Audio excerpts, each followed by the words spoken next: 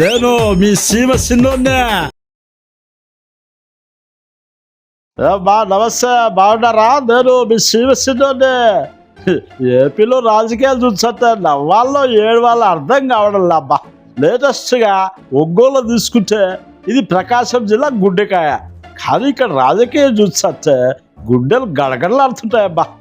ఎప్పుడు చూసినా ఇద్దరు మొండిగట్టాలు, మన దాచమర్లన్నా ఇంకోవైపు బాలేడు సారు. రోజు రోడ్ల మీద పొట్లాటలే. వీళ్ళ పంచాయతీ చూస్తే ఇదేంటిరన్నా ఆయన సొంత పార్టీలో ఇట్లా కొట్లాడితే మేము ముఖమేడ వెతకాలరా ఆయన అంటున్నారంట వీళ్ళ కార్యకర్తలు. నాయకులేమో అసలు తగ్గడమిలా, ఒకరిని మించి ఒకరు డామ్ డుస్కని పోట్లాడుతున్నారు. ఏ బాబు బాలేనే, నువ్వు ఆ జనసేనలోకి జంపు కొట్టకపోయింటే ఇప్పటికి నువ్వు చర్చలు కూడా జైలు మీద సున్నాలు ఎచ్చువి అన్నాడు. దానికి బాలేని తగ్గుతాడా? తగ్గేదేలా అంటూ మీసాలు మేలొచ్చు తొడగొడుతూ కౌంటర్ ఇచ్చాడు. ఏ దావచర్లా, నోరు అదుపులో పెట్టుకో, ఏ ఒక్కడిని వదిలిపెట్టను. ఎవరు గుడ్డలు కూడా తీస్తారో, ఎవరు సున్నాలు వేస్తారో మాకు కూడా తెలుసు.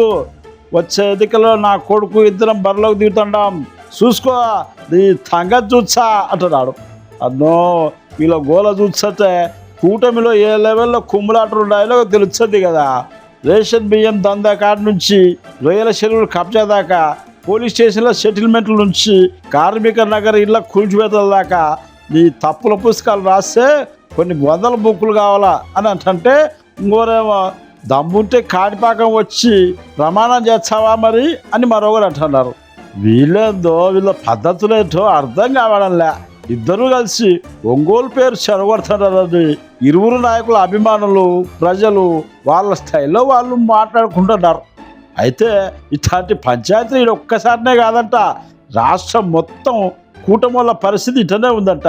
అట్లా పార్టీలో ఉండలేక, మింగలేక, కక్కలేక అల్లాడిపోతున్నారంటబ్బా. నేను చెప్పింది కరెక్టేనా? ఇంకా మీ నియోజకవర్గాల్లో ఎట్టుందో చెప్పుండి పరిస్థితి నేను కూడా తెలుసుకుంటా. ఓకేనా? మళ్ళీ కలుస్తాబ్బా. ఇంకా కొన్ని వార్తలు పట్టుకొని రావాలా. పోతుండా. Bye bye.